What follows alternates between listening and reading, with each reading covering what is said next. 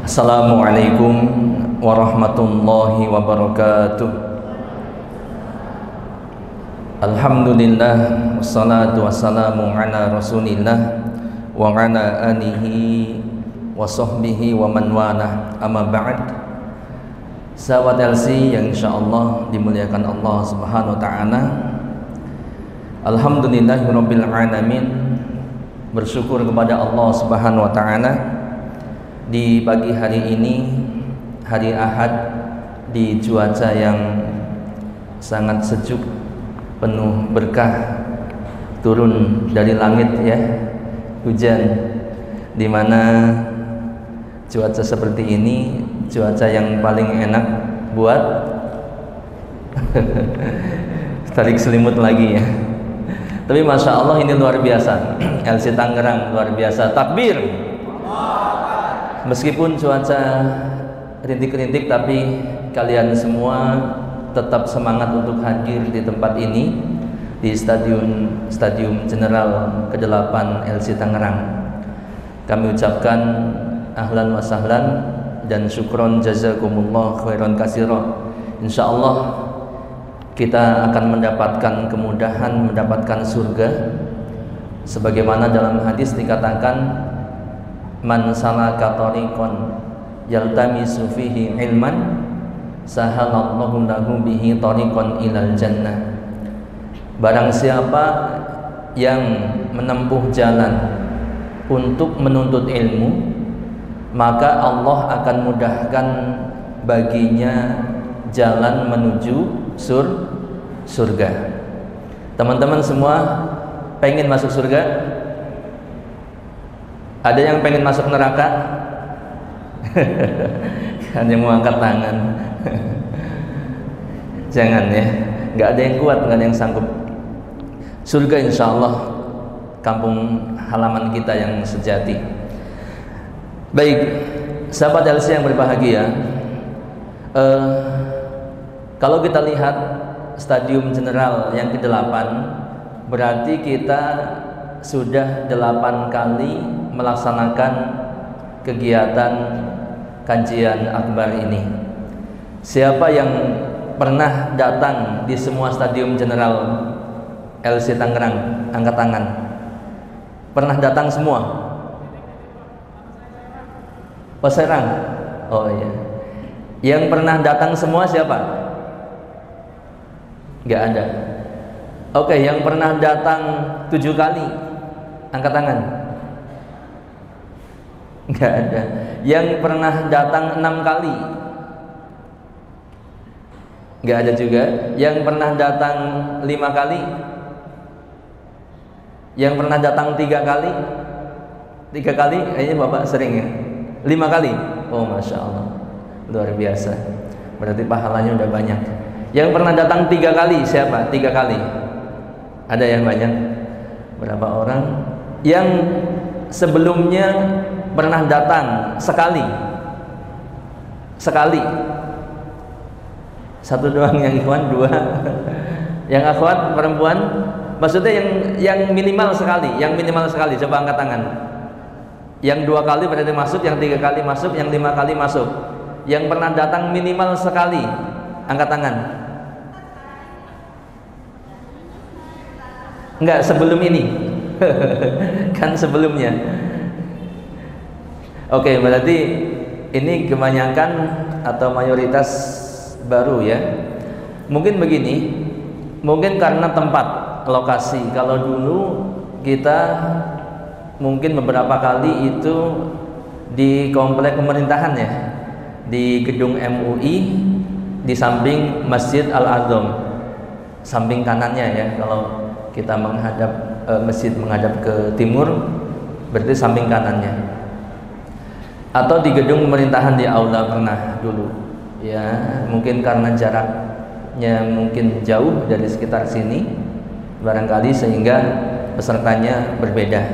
Tapi tidak mengapa, kalau dari update yang akan hadir kita dapat konfirmasi kehadiran sekitar mungkin 550-an ada ya, karena di hari Sabtu pagi atau siang kemarin sudah 502. Kalau sekarang kelihatannya belum sampai 500 ya. Ini sebaris 20 ya.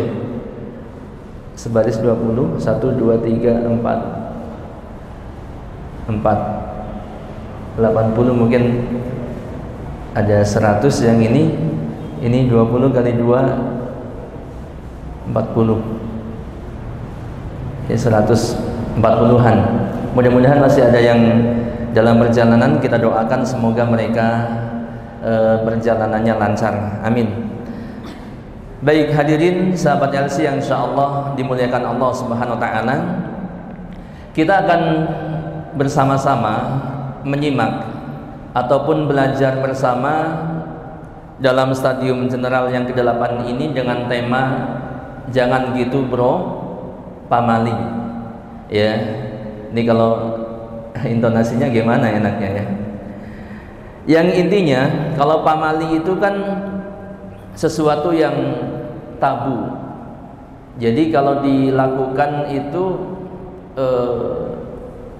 diwanti-wanti atau diawas-awas akan terjadi sesuatu, gitu ya. Tapi kita pakai kata-kata pamali ini maksudnya itu nggak boleh gitu. Yang seperti itu nggak boleh. Ya, yang seperti itu salah. Yang seperti itu batil, tidak benar gitu.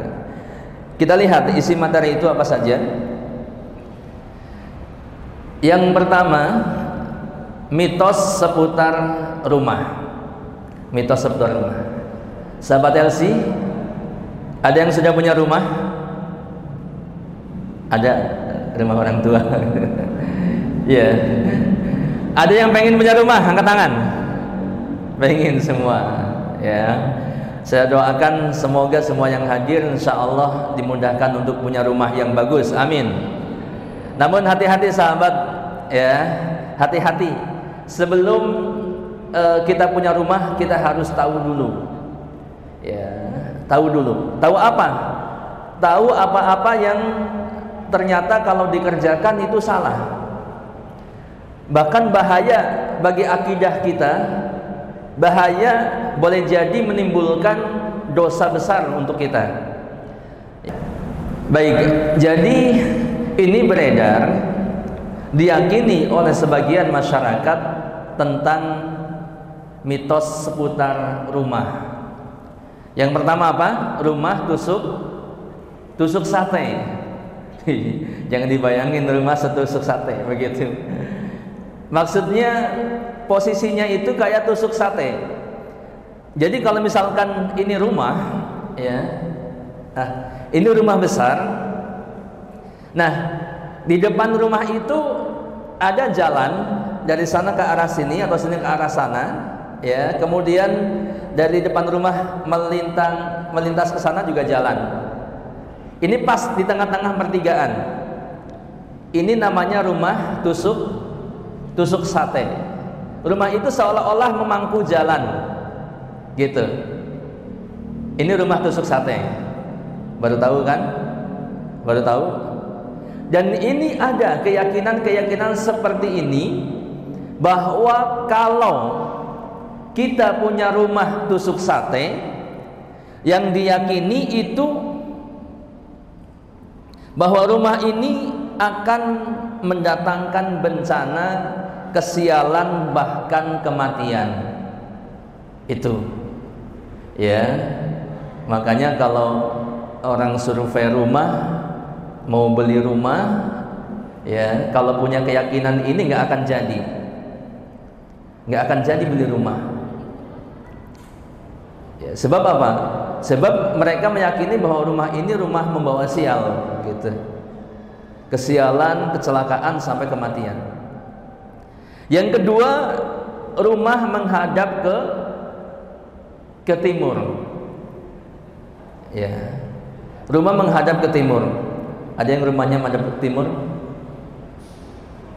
Ada yang rumahnya menghadap ke timur di sini? Ada? Ada. Nggak apa-apa Bu, insya Allah aman. Iya, nggak apa-apa. Nah, Rumah menghadap ke timur ini pun diyakini akan menjadikan penghuninya mendapatkan berbagai musibah. Ya, kemudian penghuninya mendapatkan berbagai masalah, mulai dari pertengkaran anggota keluarga, sakit-sakitan, sampai sulit mendapatkan rezeki. Ibu begitu enggak? Enggak, kan berarti mitos ini. Ya, berarti salah. Nanti kita lihat bagaimana Islam memandang tentang mitos seperti ini.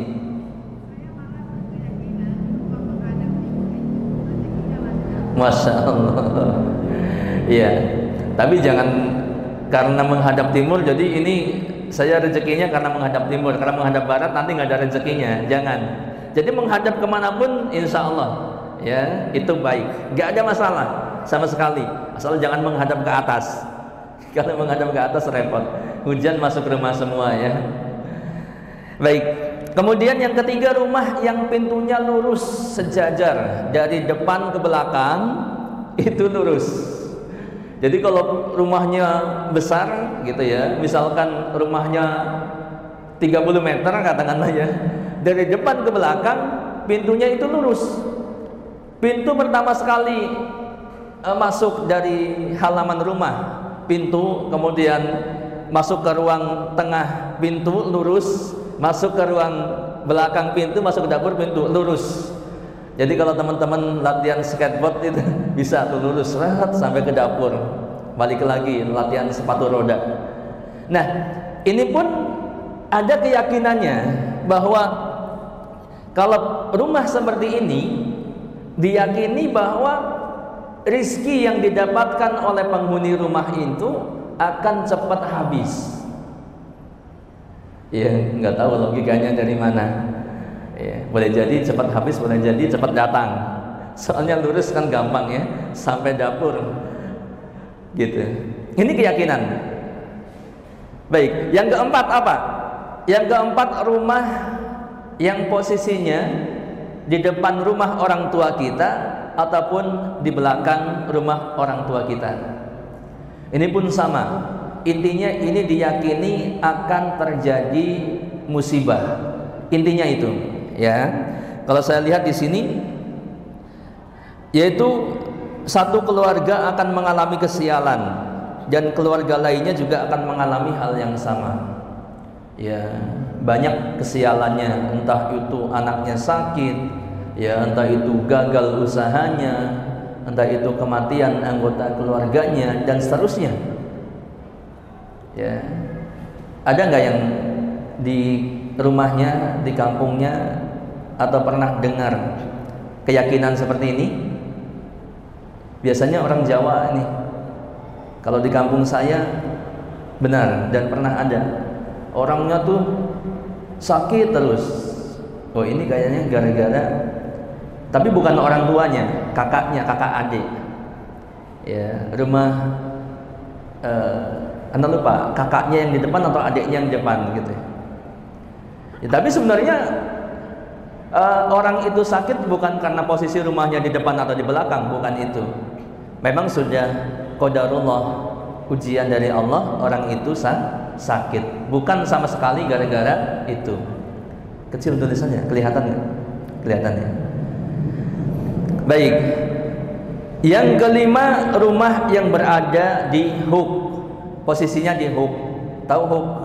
Kalau ada pertigaan di pojokan persis, biasanya ada sisa tanah sedikit. Itu posisi hook.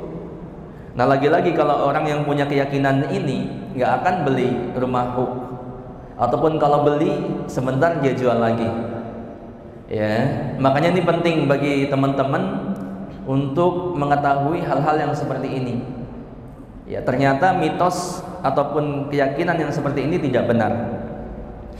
Rumah yang posisinya di hook ini, ya, dikatakan atau diyakini sang pemilik rumah akan, ini yang paling gak disukai oleh perempuan, akan berselingkuh. Sang pemilik rumah akan berselingkuh. Ini kalau yang rumahnya posisi hook. Ini keyakinan mereka. Keyakinan kita enggak gitu. Ada yang rumahnya di hook? Selingkuh enggak? Enggak kan? Enggak. Jangan. Kalau ikhwan jangan selingkuh, akhwat pun apalagi ya. Nah, baik, ini ada 5 ya, ada 5 tentang, tapi sebenarnya masih banyak sekali. Ini hanya sebagian, sebagai gambaran saja, sehingga nanti kita bisa menimbang bagaimana sih sebenarnya mitos-mitos yang seperti ini atau yang semisalnya dalam Islam itu seperti apa. Gitu. Benar nggak keyakinan yang seperti itu? Nah, namun selain mitos-mitos yang tadi, ya, ketika orang mau bangun rumah pun biasanya ada saja keyakinan, ya, sehingga kemudian sebelum rumah itu selesai atau pada saat rumah itu mulai naik kerangka atapnya atau wuwungannya, gitu ya, kemudian diberikan sesajen atau diadakan ritual. Biasanya diberi sesajen. Bentuknya apa? Ada seikat ini gabah. Tahu gabah? Padi yang masih ada tangkainya. Ya, kemudian setandan pisang. Pisang, biasanya pisang yang udah matang, udah kuning. Kemudian kain merah putih. Yang ada yang mungkin simpelnya pakai bendera merah putih. Sering lihat nggak? Kalau belum pernah lihat, silakan dibuka HP-nya, lihat di Google. Ya, sesajen apa namanya untuk atap rumah misalkan. Lihat, banyak sekali macam-macam. Ya, ada yang mungkin ditambahkan dengan beras dan telur, ada yang apa namanya bermacam-macam air, ada kembang dan sebagainya. Ini terjadi seperti itu, ya. Tujuannya untuk apa? Teman-teman lihat, tujuannya adalah untuk menghormati penguasa setempat, penguasa yang ada di desa itu, atau penguasa yang ada di sekitar itu. Bukan kepala desa, bukan. Bukan Pak RT. Kalau menghormatin Pak RT, tentunya bukan dikasih sesajen, kan? Memang Pak RT kuntilanak. Mohon maaf, suaranya jelas nggak? Ini kayak terlalu menggema ya. Untuk menghormati penguasa ataupun penunggu desa, yang ini makhluk halus dari bangsa jin. Itu. Oh, dimatiin. Ya. Atau dengan tujuan agar penguasa yang dimaksud itu tidak mengganggu proses pembuatan rumah sehingga berjalan lancar. Ini, ya, banyak terjadi seperti ini, ya. Baik. Nah, perlu kita ketahui, teman-teman, sahabat LC yang berbahagia. Yang pertama, bahwa desain, ya, desain rumah, kemudian bentuk, posisi maupun letak rumah itu sama sekali tidak berkaitan dengan untung maupun sial penghuninya. Sama sekali tidak. Desain rumah, letak rumah, posisi rumah itu sama sekali tidak berkaitan dengan sial ataupun untung penghuninya, ya. Nah, Islam melarang mengait-kaitkan antara keburukan ataupun kesialan, kecelakaan dengan hal-hal seperti ini. Gak boleh ini. Haram hukumnya. Ini yang disebut dengan tatoyur. Ada yang tahu tatoyur? Tahu ya? Pernah dengar? Bukan sayur, bukan. Tatoyur. Ya. Tatoyur itu asal katanya dari at-toir. At-toir bahasa Arab artinya burung. Atau ada yang mengatakan zajarat toir, menerbangkan burung. Gitu, ini tatoyur. Nah, kenapa disebut tatoyur? Ringkasnya begini. Ternyata orang Arab jahiliyah zaman dahulu, sebelum mereka menentukan mau melakukan sesuatu atau tidak melakukan sesuatu, mereka itu melepaskan burung. Atau ada yang mengatakan mereka mendatangi burung kemudian mengusir burung itu. Oke, kita mudahnya, mereka melepaskan burung, lepasin. Begitu burung itu dilepaskan, maka burung akan terbang ke kanan atau ke kiri. Nah, yang terbang ke kanan, ya, ini menurut mereka diyakini ini adalah keberuntungan. Jadi kalau burung terbang ke kanan, ini keberuntungan nih, ini bagus. Kalau burung itu terbang ke kiri, berarti ini kesialan, ya, ini jelek ini. Maka begitu burung dilepas dan ternyata burung terbang ke kiri, maka mereka akan mengurungkan niatnya. Yang mau pergi nggak jadi pergi, ya.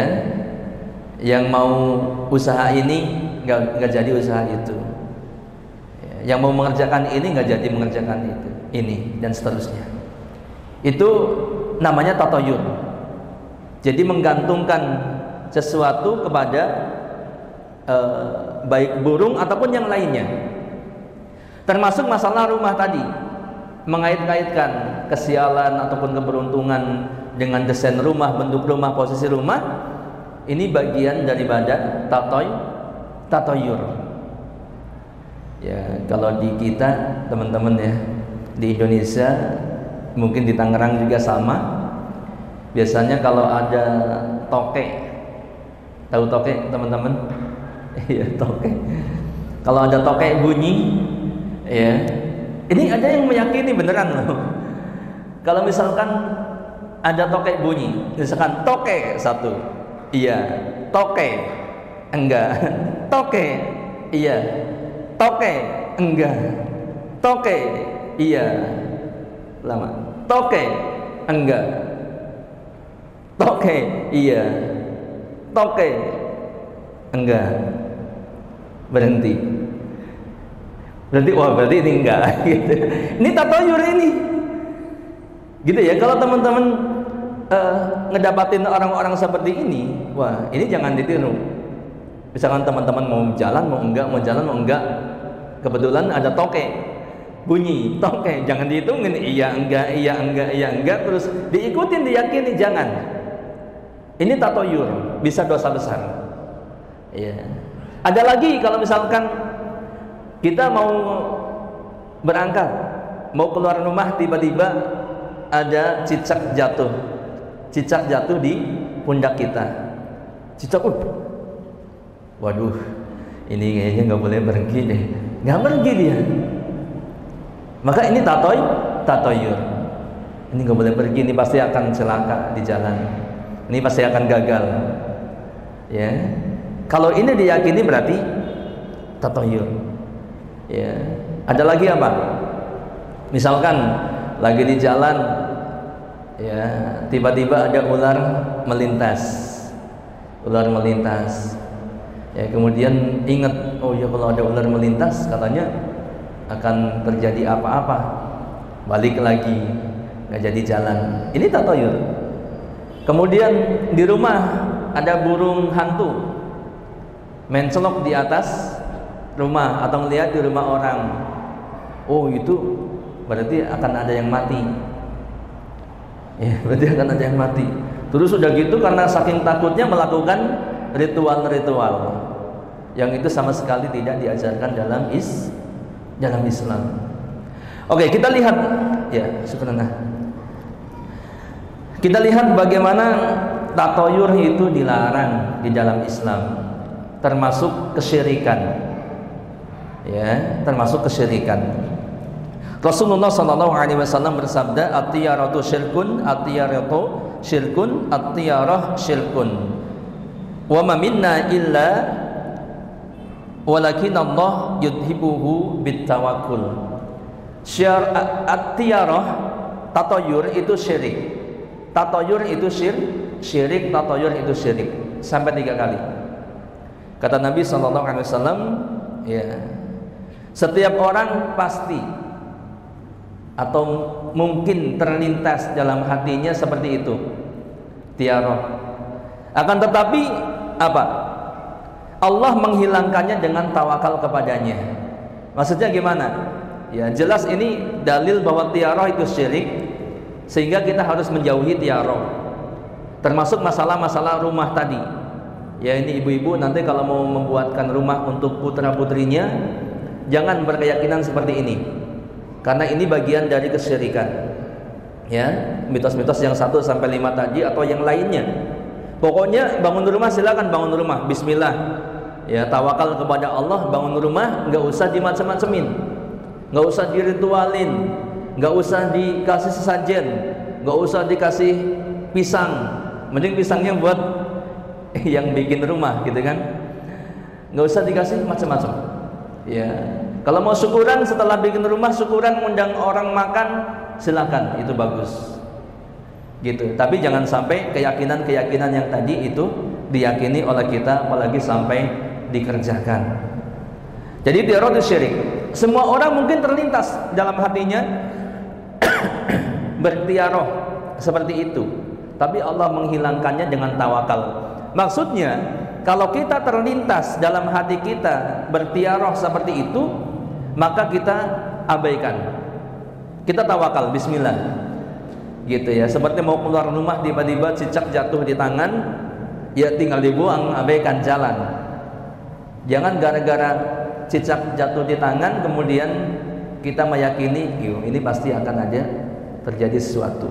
Atau lagi nyuci piring, ya jatuh piringnya, pecah, kemudian wah ini kayaknya nggak boleh nyuci piring deh, biar ibu aja deh, biar emak aja yang nyuci gitu. Enggak gitu.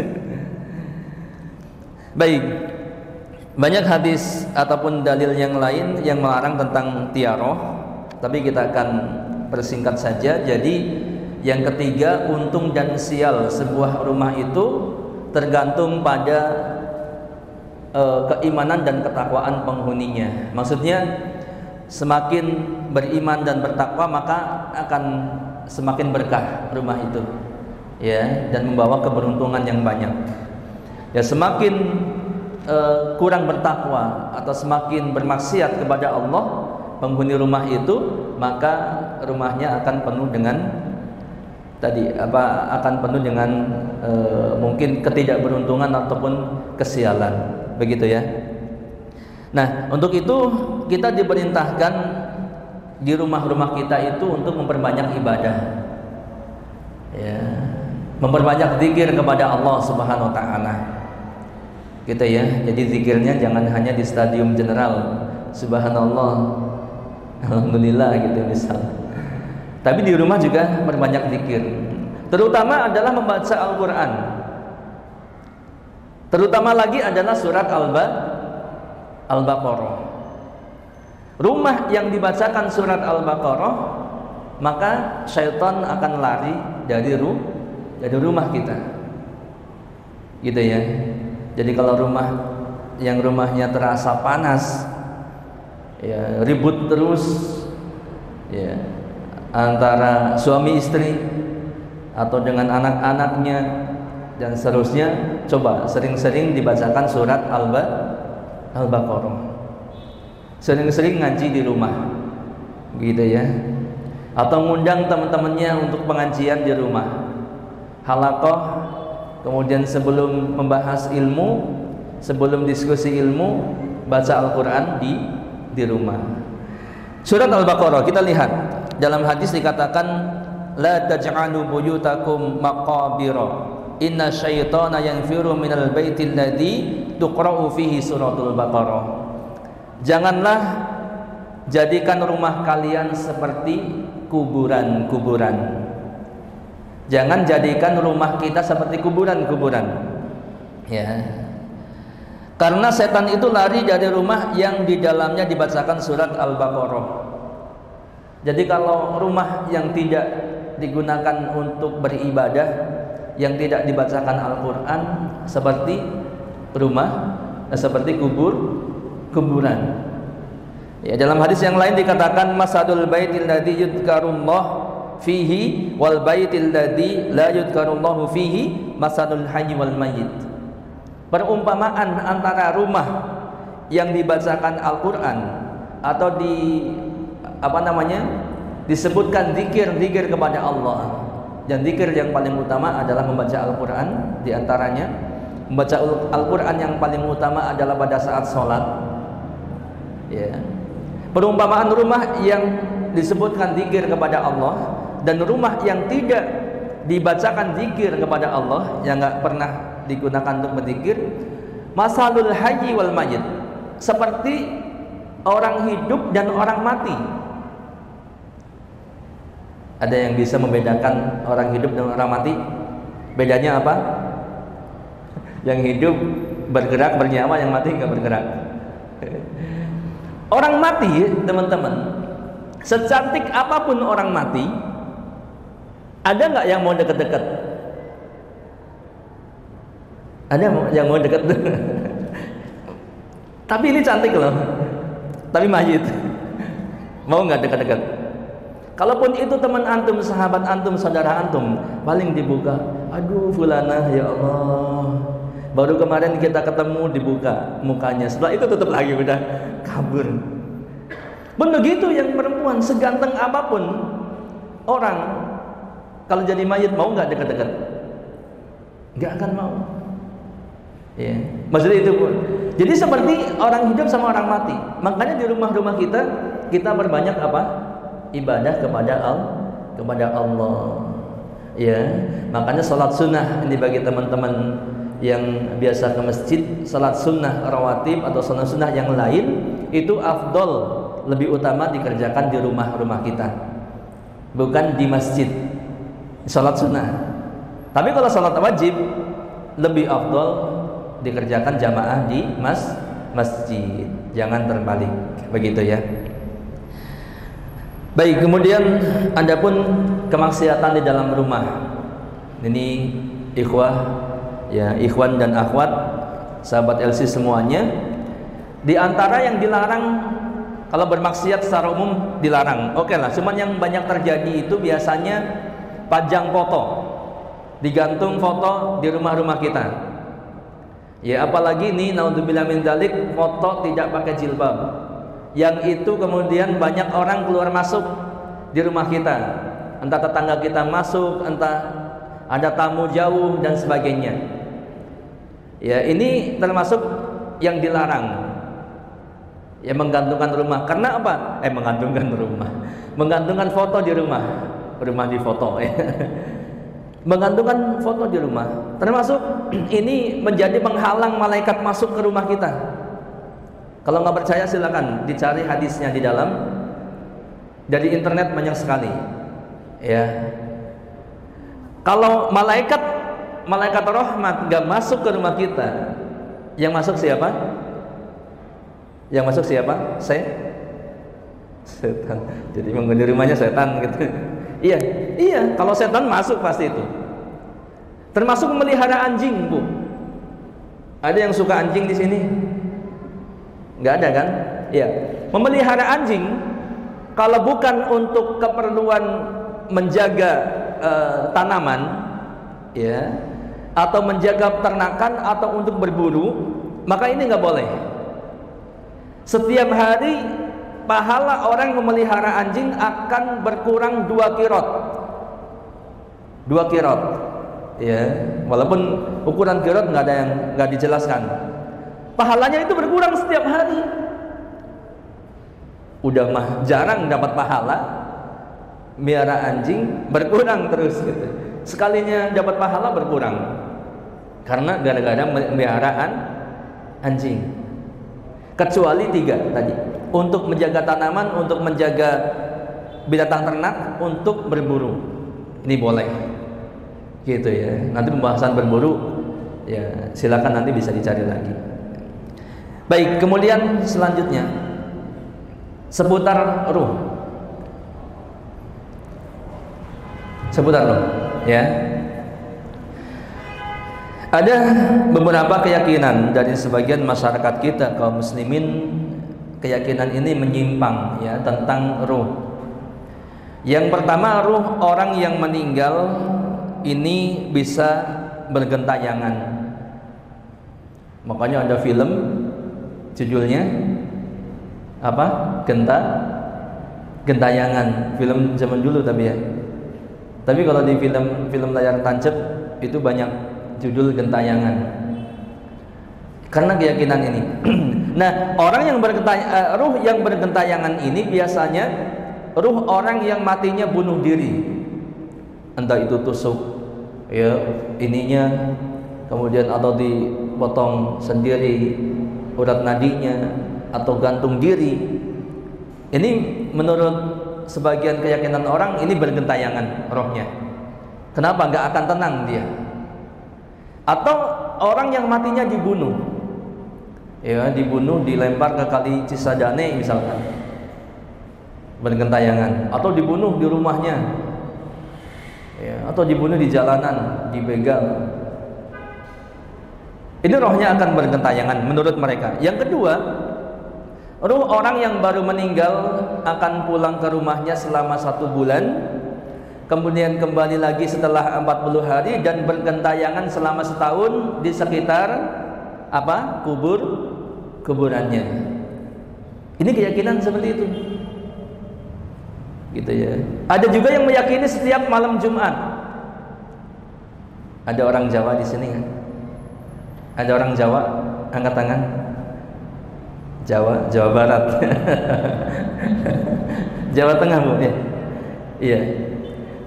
Pernah dengar selawat Kiai Kanjeng? Ya. Ini harus dipertanyakan selawat itu ya.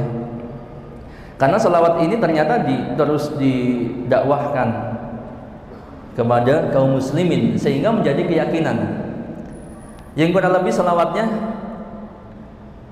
saben malam Jumat ahli kubur mulih nang omah. Nanti ditranslate ya. Jadi setiap malam Jumat ahli kubur pulang ke rumah kanggo njaluk donga wacan Quran ajan sakalimat, untuk minta doa bacaan Quran walau sekalimat. Lamun ora diparingi banjur balik brebes mili. Kalau gak didoakan, gak dikirimin, kemudian pulang brebes mili, nangis ya, balik nang kuburan bangku tangan tetangisan soli nyambung. Itu begitu. Dan itu hampir banyak kajian-kajian itu didakwahkan.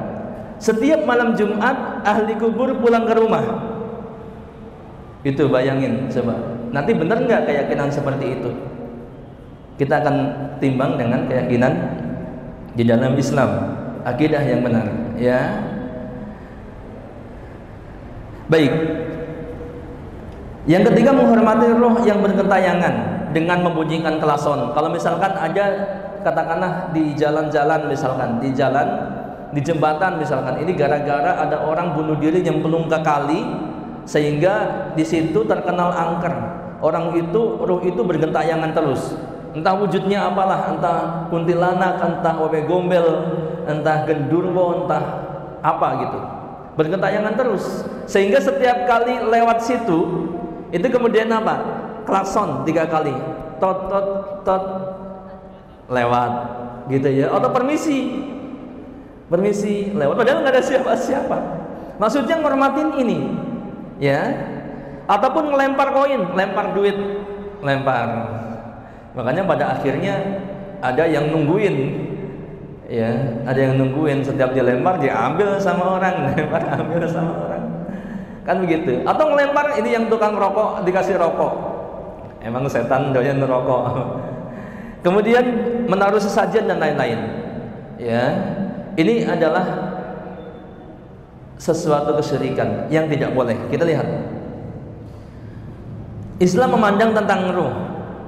Ya, jadi mengenai ruh itu karena ini termasuk yang gaib,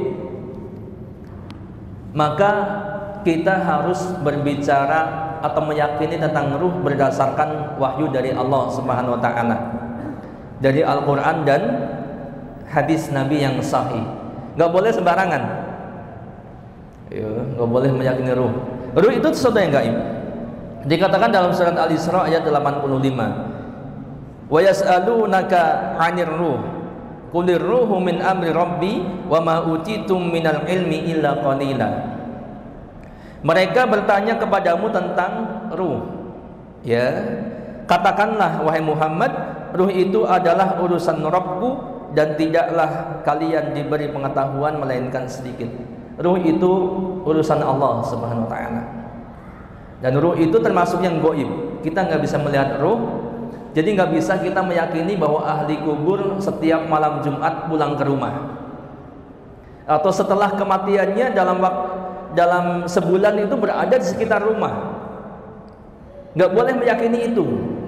Tapi Ustaz, saya melihat langsung gitu. Kakek saya setelah meninggal, besok malamnya, nanti malamnya itu, setelah meninggal kemarin, malamnya itu lagi duduk di depan rumah seperti biasa kakek saya duduk. Nah, loh, gimana kalau gitu? Berarti benar pulang nggak? Ntar dulu. Enggak, belum tentu. Itu kalau orang punya keyakinan seperti itu, setan tahu bahwa orang itu punya keyakinan seperti itu, sehingga dikuatkan oleh setan. Akhirnya setan apa? Setan ya merubah wujud seolah-olah menjadi si kakek. Tapi persis banget duduknya, biasanya kaki satu jegang di atas begini. Kakek saya juga biasa begitu. Ya. Kemudian tangannya sambil begini. Persis banget itu. Iya. Harus diingat bahwa manusia itu masing-masing punya korin.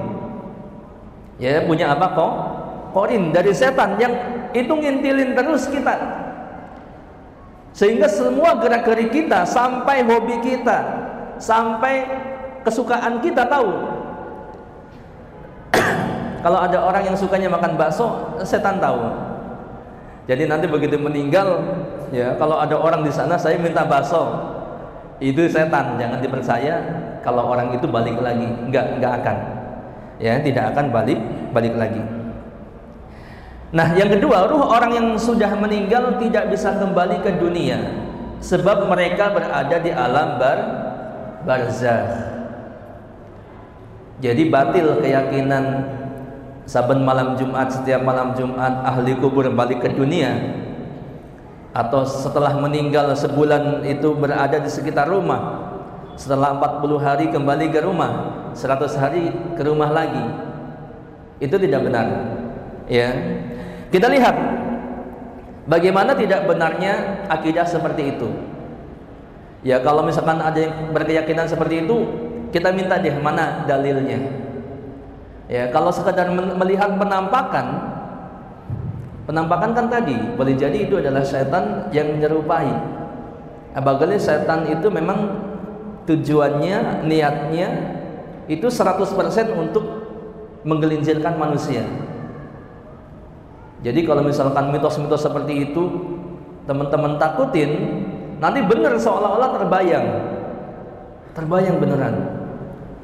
Ya, misalkan masalah rumah tadi, tuh kan, gara-gara rumah kita persis di depan jalan, rumah tusuk sate, bapak jadi kita rezekinya susah. Lihat berapa banyak orang yang rumahnya di depan jalan malah banyak rezekinya, bisa jualan macam-macam gitu kan, karena posisinya enak gitu. Jadi jangan seperti itu. Baik, roh itu tidak akan kembali setelah dia meninggal karena berada di alam barzakh. Ya, jazakallahu khair. Yang pertama dalilnya kita lihat dalam surat Al-Mu'minun ayat 99 sampai 100. hatta idza jaa ahadahumul mautu qala rabbirji'un la'ani a'malu salihan fima tarakt kalla innaha kalimatun huwa qailuha wa min waraihim barzakhun ila yaumi yub'atsun. Ini orang-orang kafir ketika meninggal dunianya, ketika matinya mereka minta dikembalikan ke dunia. Demikianlah keadaan orang-orang kafir itu hingga apabila datang kematian kepada seorang dari mereka, dia berkata, ya Rabbku, Rabbirji'un, wahai Rabbku, kembalikan aku ke dunia. Kata Allah, kalla, sekali-kali tidak. Ya, tidak. Dia minta kembalikan aku ke dunia agar aku bisa apa? Bisa beramal soleh terhadap apa-apa yang aku tinggalkan dari waktuku, usiaku, kesehatanku, kemudian hartaku dan sebagainya, supaya aku bisa beramal soleh. Kembalikan aku ke dunia. Tapi Allah bilang kalla, sekali-kali tidak. Sesungguhnya itu adalah perkataan yang dia ucapkan saja, dan di hadapan mereka wa min waraihim barzakhun ila yaumi yub'atsun. Di hadapan mereka ada barzakh, penghalang sampai hari pembalasan, sampai hari kebangkitan. Ya. Jadi ada barzakh. Alam barzakh itu alam antara dunia dan akhirat. Sebelum masuk ke akhirat ini ada barzakh.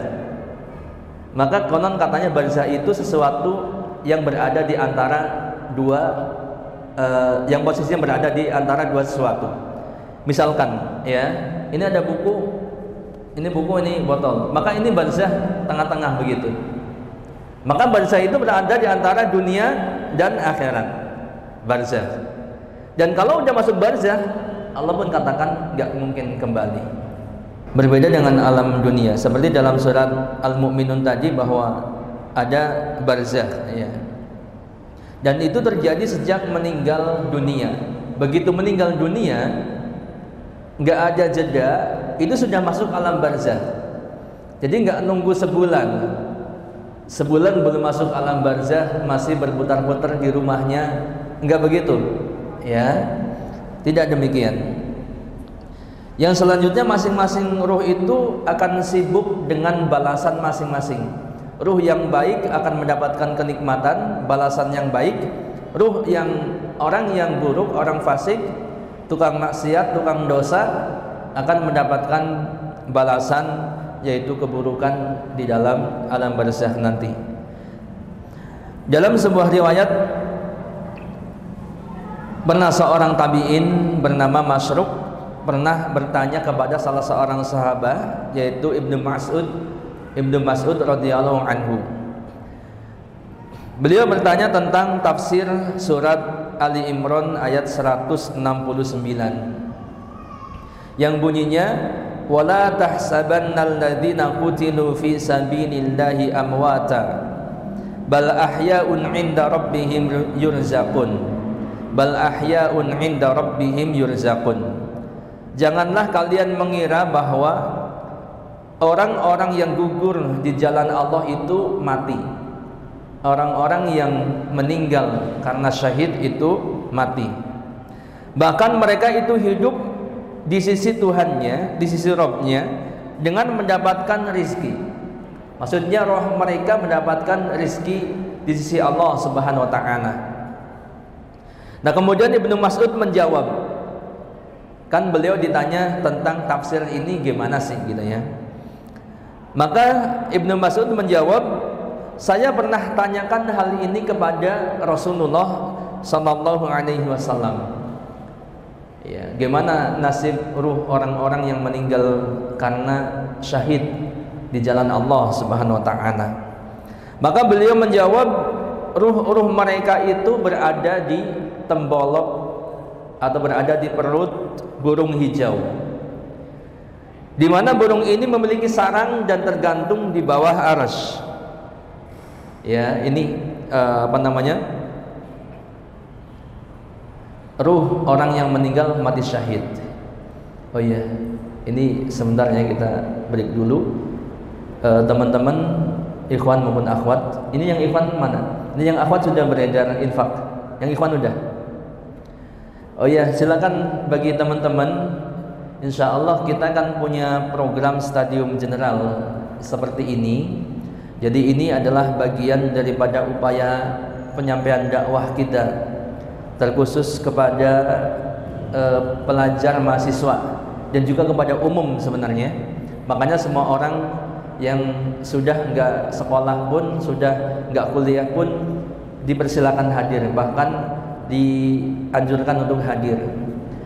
Jadi kalau sekali stadium general, teman-teman, LC itu bisa mengeluarkan biaya sampai 6 juta.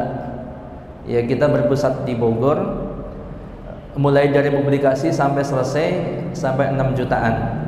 Ya, jadi teman-teman, kita mohon dukungan dari yang hadir semua ya untuk bisa membantu agar program Stadium General bisa terselenggara terus menerus. Teman-teman mau nggak suatu saat nanti bisa SG lagi di Tangerang? Mau? Siap hadir? Siap dukung? Insya Allah ya. Minimal sekali adalah hadir. Syukur-syukur bisa mendukung untuk keberlangsungan dakwah Stadium General. Ya, sama sekali bukan untuk pematerinya, bukan untuk panitia, tapi kembali untuk penyelenggaraan Stadium General yang akan datang. Silakan dibantu ya, didukung berapapun yang teman-teman berikan, mudah-mudahan bisa membantu dakwah ini. Baik, dan insya Allah pasti pahalanya kembali kepada teman-teman semuanya ya, baik ikhwan maupun akhwat, karena ketika kita berinfak, Allah pun akan memberikan kepada kita. Walaupun kita berinfak tidak boleh semata-mata mengharapkan materi gitu ya, balasan materi.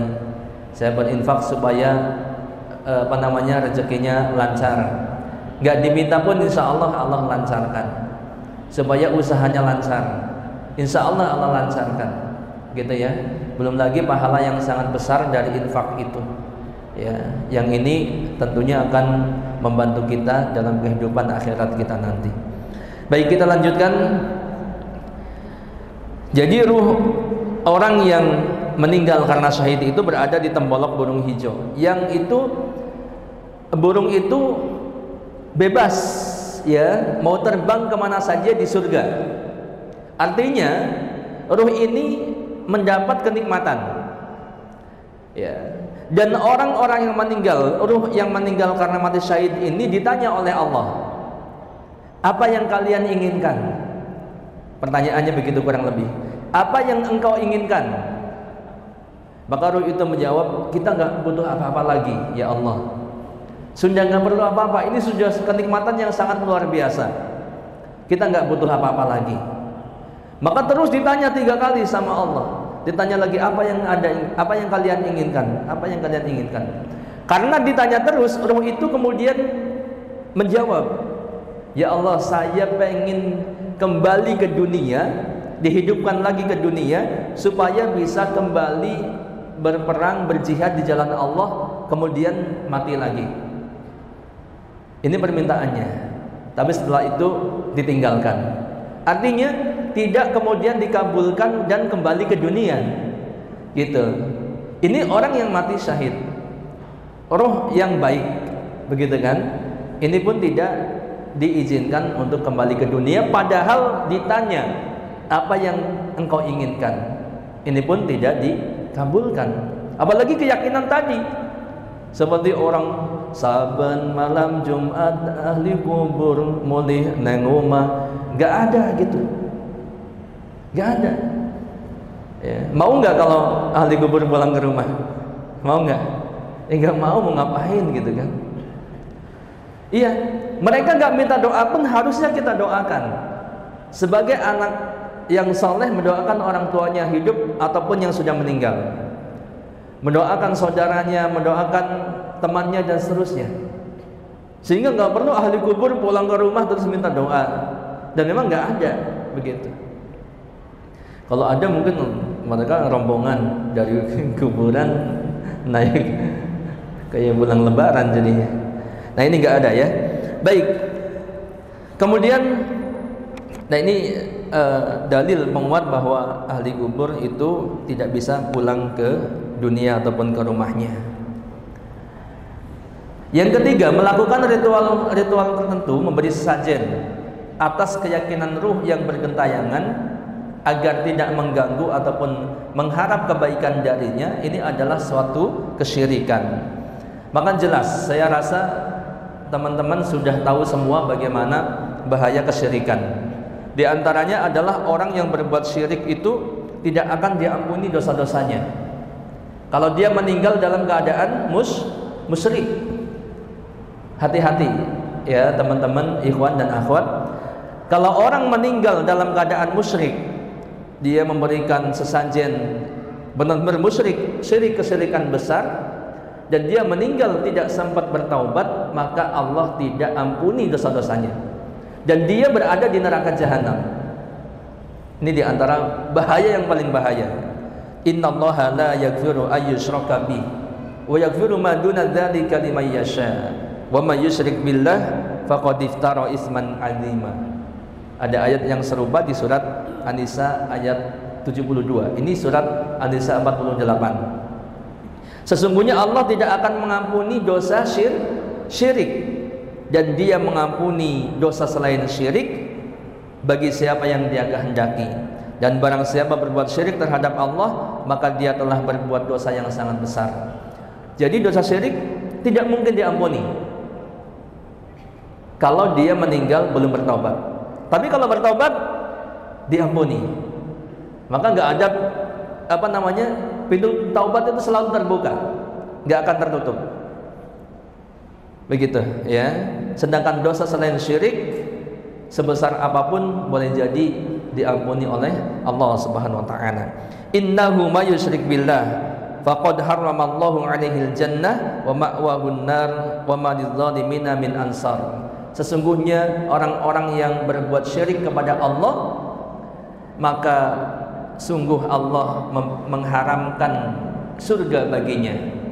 Mengharamkan surga berarti tempatnya di neraka, dan tempat kembalinya ialah neraka. Dan tidak ada seorang pun, tidak ada seorang penolong pun bagi orang-orang yang zalim itu. Ini. Nah, untuk itu jangan sampai terjadi kepada kita ya, teman-teman semuanya ini. Jangan sampai terjadi misalkan karena di situ terkenal angker, kita ikut-ikutan memberikan sesajen misal, atau melakukan ritual-ritual di situ atau semacamnya. Baik, kemudian selanjutnya adalah tentang bulan Suro atau bulan Muharram ya. Sebagian masyarakat menganggap bulan Suro sebagai bulan penuh kesialan. Ini saya agak percepat ya. Keramat, sakral, penuh musibah dan bencana. Maka kemudian untuk menghindari semua itu, mereka melakukan ritual ruwatan. Bagi mereka bulan Suro adalah pantangan untuk melaksanakan hajatan. Ini bulan Suro, wah serem banget ya. Dengarnya aja udah bulan Suro. Memang karena dibuat-buat serem gitu ya. Padahal membiasa aja, nggak usah diserem-seremin, nggak usah ditakut-takutin, nggak usah tatoyur dengan waktu, yaitu bulan Suro ini. Mereka menganggap demikian, ya, dengan kesialan, penuh musibah, ya, bulan yang keramat, penuh bencana dan sebagainya, sehingga ada istilah ruwatan. Pernah dengar istilah ruwatan? Kalau di Sunda nggak tahu nih istilahnya apa, tapi kalau di Jawa ya ruwatan. Gitu ya. Ada orang-orang atau anak yang harus diruat, misalnya ontang-anting atau unting-unting. Ontang-anting itu istilah anak tunggal, satu laki-laki. Ya, ada yang menyebutkan kalau satu perempuan unting-unting. Ini harus diruat, harus dilaksanakan ruatan. Kalau tidak diruat, maka dia akan banyak musibah, akan cilaka. Kalau zaman dahulu masih percaya, kalau nggak diruat berarti akan dimakan batara kala kalau bahasa saya itu. Ya mungkin kalau bahasa Jawa Wetan sana betorokolo. Ini apa namanya, makhluk besar, raksasa. Yang itu tukang makanin orang katanya gitu. Nah, kalau sekarang sudah bergeser, bukan dimakan oleh betara kala, yang makhluk raksasa dalam pewayangan itu, tapi akan betara kala itu ya musibah sehingga menyebabkan kematian dan lain sebagainya. Ini kalau nggak diruat. Ontang-anting anak tunggal, kemudian anak kembar pun harus diruat.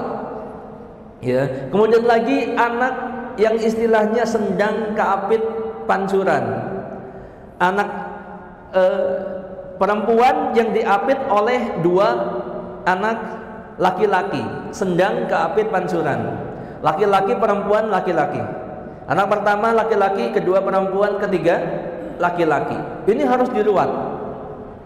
Kemudian lagi anak Pandawa 5, semuanya itu laki-laki.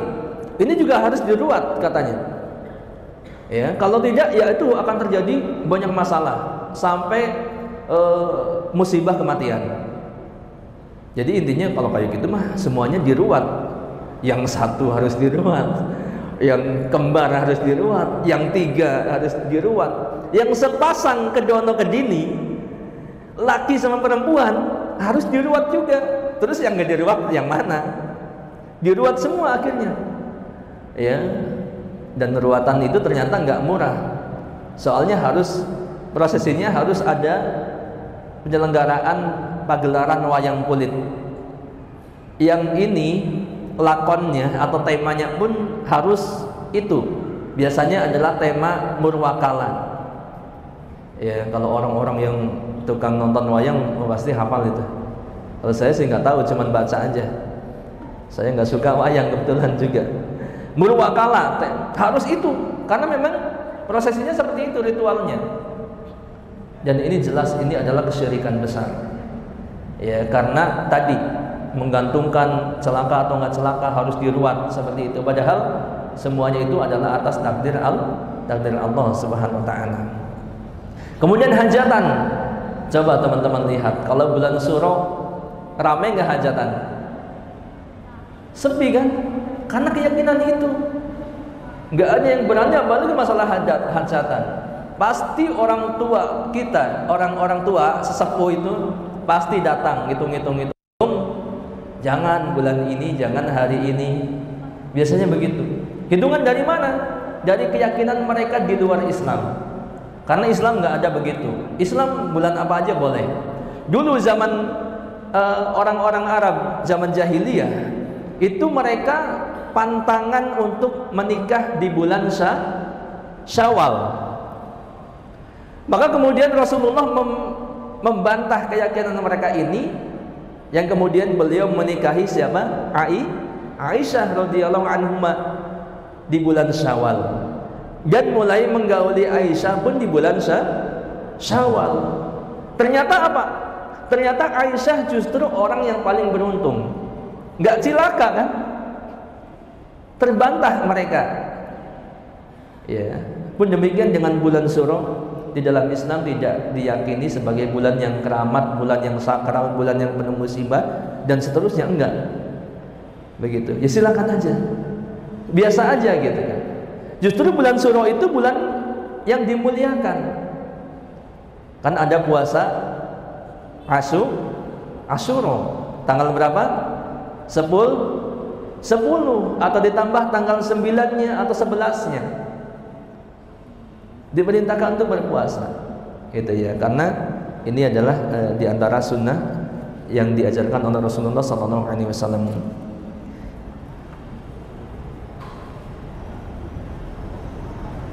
Oke, menganggap bulan Suro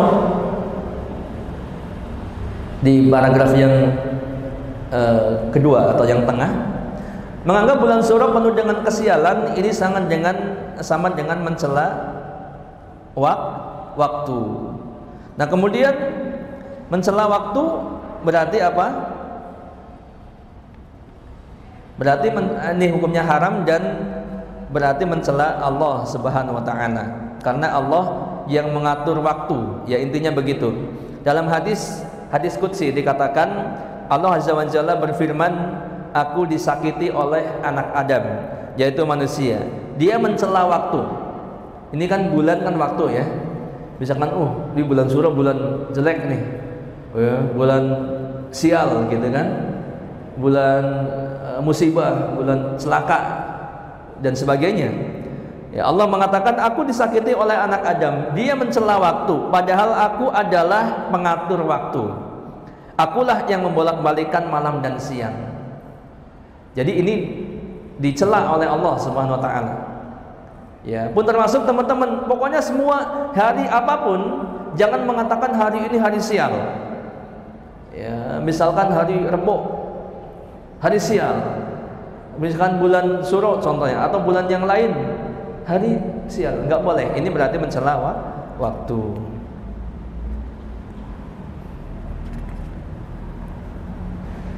Yang selanjutnya adalah adat kebiasaan pernikahan, kehamilan, kelahiran, kematian. Oke, dari ikhwan ada yang mau nikah, menikah ada, mau menikah lagi. Ada yang sudah menikah ya, banyak ya. Yang belum menikah mudah-mudahan segera Allah berikan jodohnya dan bisa menikah. Amin. Yang akhwat juga demikian. Ya, ada yang dalam waktu dekat mau menikah. Banyak yang siap kayaknya sebelah sini. Ya. Adat kebiasaan pernikahan, kehamilan, kelahiran dan kematian. Jam berapa ini? Oke, yang pertama adat pernikahan diantaranya adalah ritual menginjak telur, betul nggak?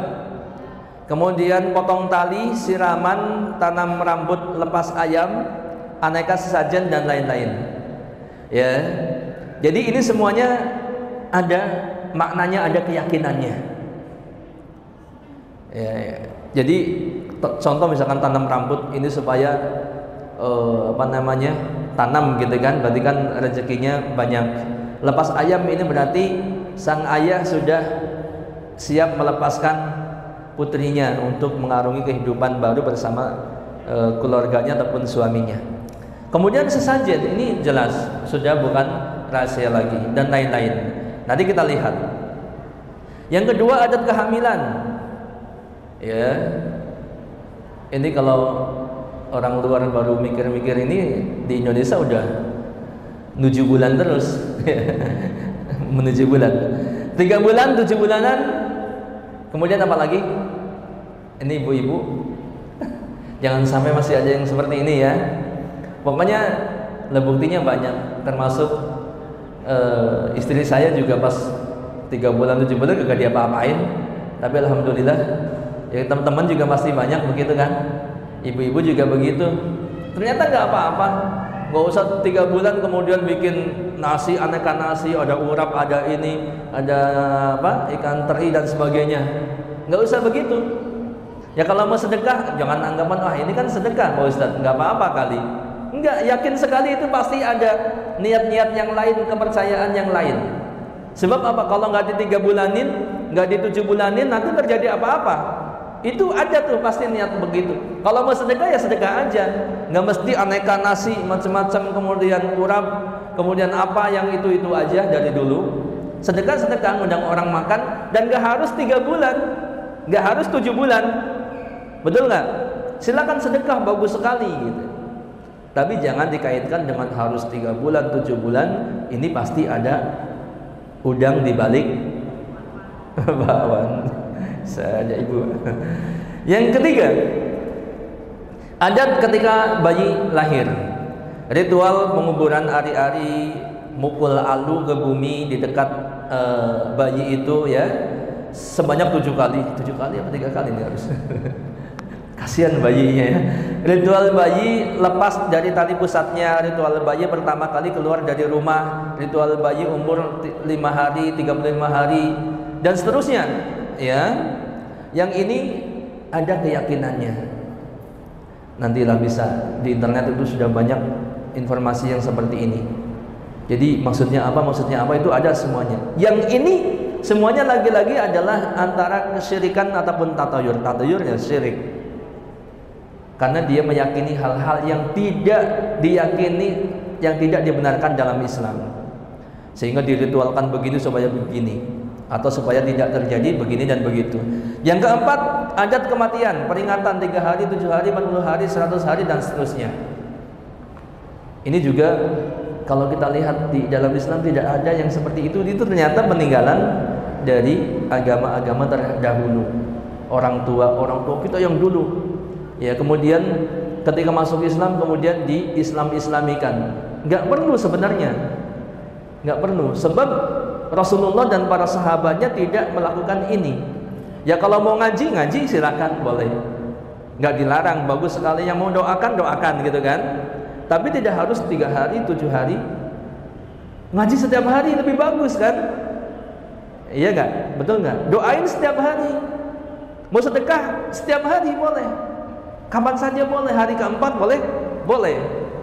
Ya, dan tidak harus begini. Sebab kalau menentukan hari seperti ini, ya, ketika setelah kematian hari ini hari itu, apalagi kalau di Jawa biasanya bukan hanya mengaji, ya, atau bahkan nggak ada ngajinya, tapi yang ada kenduri, kemudian yang ada sesajen di depan rumah, ya, sesajen di kuburan dan seterusnya.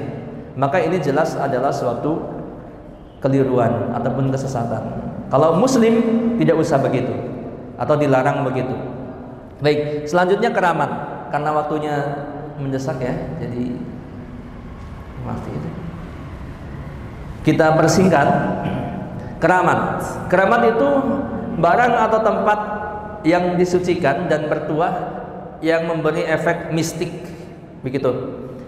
Nah, perbuatan mengkeramatkan, di antara yang dikeramatkan di antaranya adalah kuburan, benda pusaka, pohon-pohon besar, candi-candi, goa-goa, pantai-pantai, gunung-gunung, danau, dan lain sebagainya.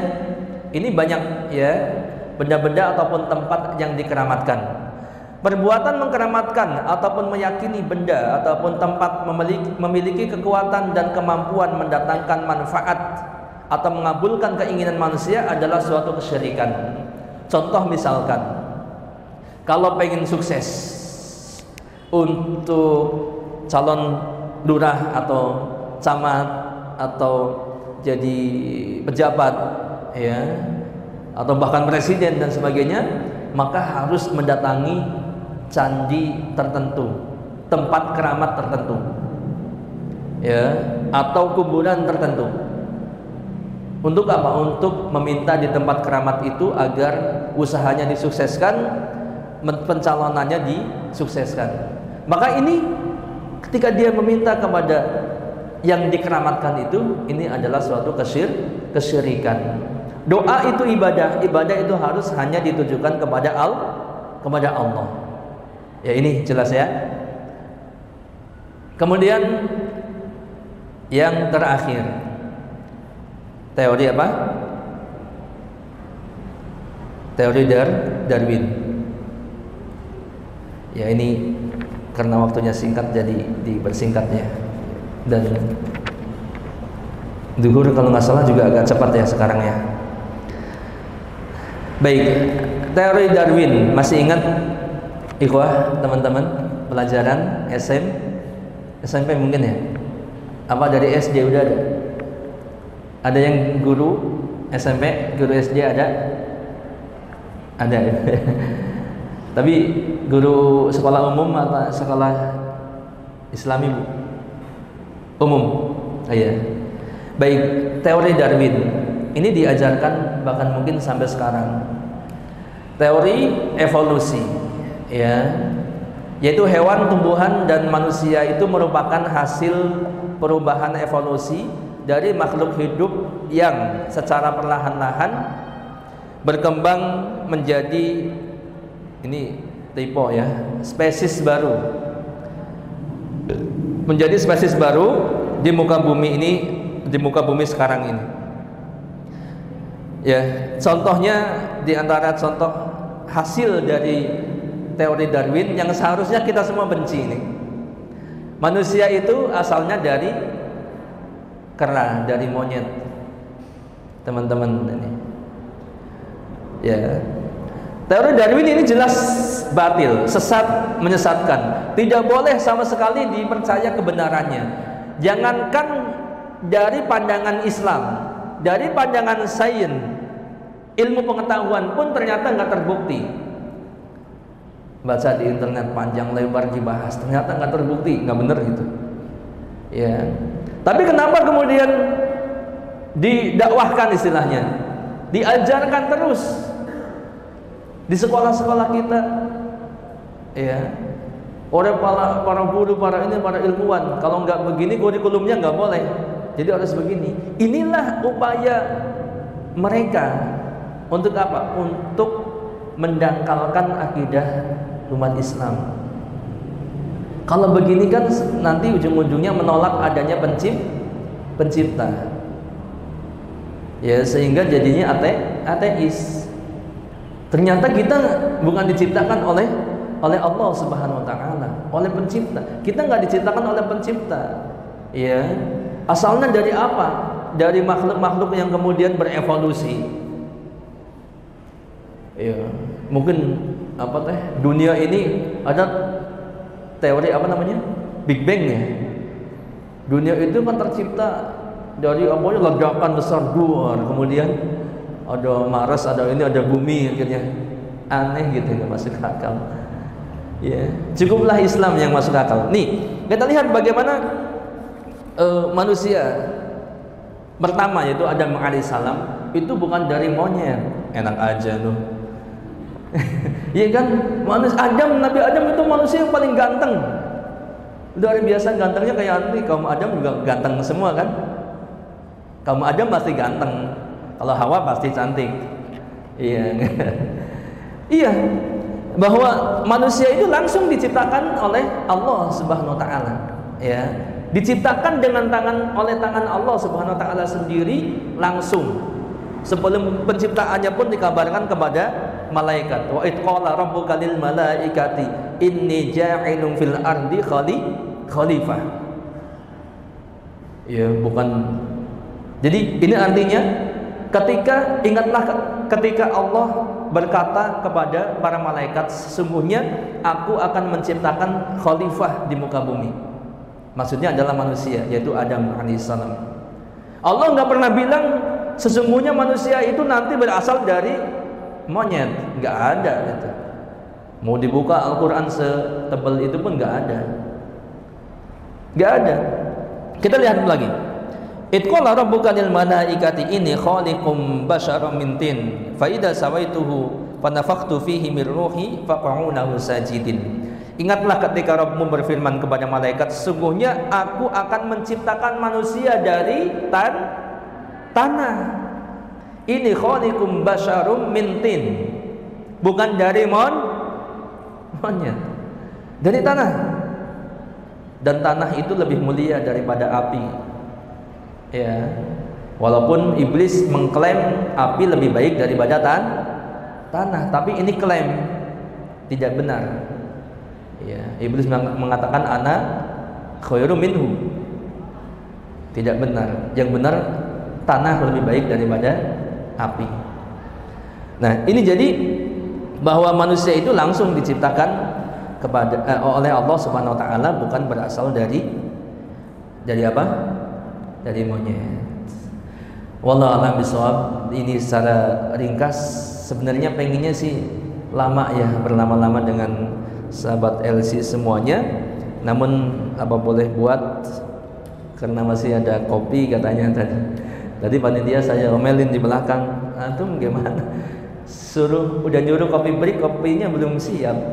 Ternyata masih lagi dipesan. Nah ini kan padahal udah dibilang dari kemarin ya, jangan sampai teman-teman pada ngantuk, termasuk saya belum ngopi jadinya kan. Oke, wallahu a'lam bishawab. Allah yang lebih tahu kebenarannya. Semuanya kita sampaikan atas dasar karena cinta kepada teman-teman semua, kepada kaum muslimin. Barangkali ini sebagai pengingat terbaik ya. Nanti bisa direnungkan kembali apa-apa yang sudah disampaikan. Dan tidak lupa saya berpesan untuk terus mendukung kegiatan dakwah LC. Ini insya Allah ini yang kedua setelah pandemi. Kalau di Tangerang berarti pertama ya. Alhamdulillah pandemi sudah berlalu. Ini saatnya kita kembali aktif bergerak ya, berdakwah. Teman-teman minimal sekali mensupport kita ya, untuk menyampaikan informasi tentang kegiatan LC kepada teman-temannya. Jangan lupa dukung media sosial LC. Yang belum follow nanti silakan, tadi udah disampaikan juga sama Akhi Deca, sama MC-nya. Ini tiada lain dan tiada bukan 100% adalah untuk dakwah.